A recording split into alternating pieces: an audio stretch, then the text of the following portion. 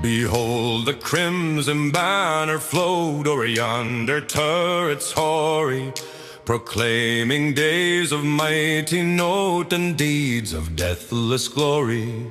When Derry's sons undaunted stood, embattled to defend her, indignant stemmed oppression's flood, and sung out no surrender.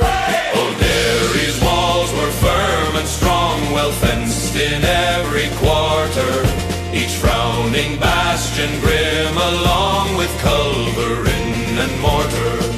But Derry had a surer guard than all that art could lend her. Her prentice hearts the gate who barred and sung out no surrender. On came the foe in bigot ire, and fierce the assault was given. By shot and shell mid streams of fire her fated roofs were riven. But baffled was the tyrant's wrath, and vain his hopes to bend her. For still mid famine, fire and death, she sung out no surrender. Again when treason maddened round, and rebel hordes were swarming, were Derry's sons the foremost found for king and country arming.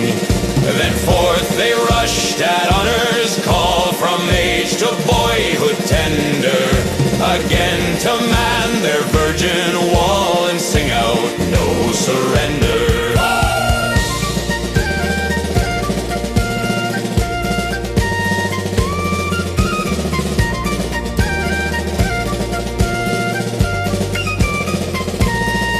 Long may that crimson banner wave, a meteor streaming airy, portentous of the free and brave who guard the walls of Derry.